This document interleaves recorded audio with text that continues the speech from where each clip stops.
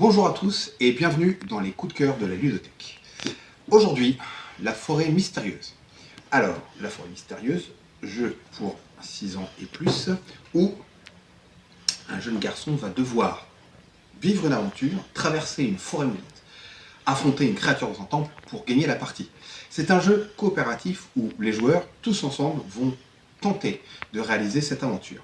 Le jeu se passe en 3 phases distinctes. Une première phase où on va mémoriser des cartes, une deuxième phase où, avec les dés, on va remplir le sac à dos du jeune garçon, et une troisième phase où on va retourner les cartes et essayer, avec ce qu'on avait mis dans le sac à dos, de remplir les objectifs des différentes cartes jusqu'à se parvenir tout au bout. Alors, la mise en place, donc au début de la partie, on va prendre 4 jetons Loki, une petite créature qui accompagne le jeune garçon, qui sont un genre de jetons joker. On en place 4 par défaut dans le sac, on peut en mettre moins ou plus en fonction de la difficulté qu'on veut avoir. Par défaut, on va placer d'abord 4 terrains jungle après la case départ. Hop. Ensuite, on va placer une case marchand. Ensuite, on place à nouveau 2 cases jungle. Et enfin, une case temple. Ensuite, première phase de jeu, on retourne les cartes une par une et on tente de mémoriser les cartes. Alors par exemple, celle-ci, on a la corne et le sac avec les baies.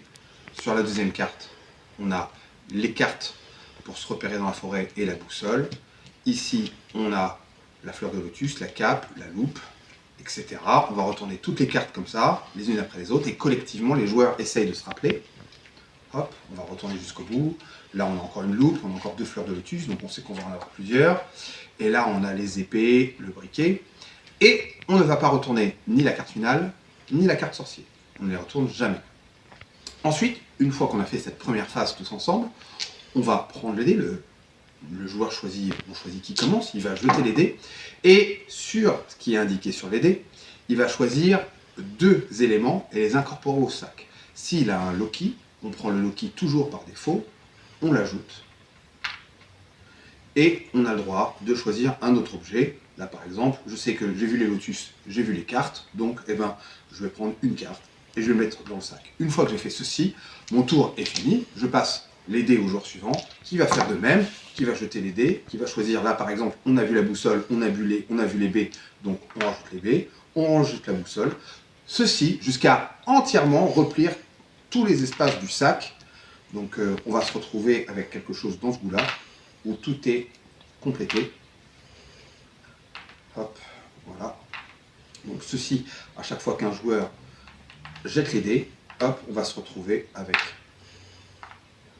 le sac complètement rempli, comme ceci. Et complètement rempli. On va passer à la troisième phase du jeu, celle où on va avancer le pion sur chaque carte. Donc on retourne la première carte et on a le droit de l'avancer.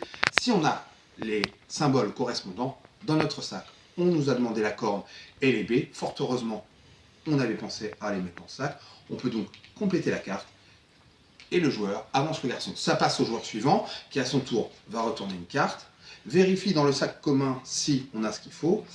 On a une carte, on a une boussole, très bien, on a une deuxième carte, jusqu'ici, pas de problème.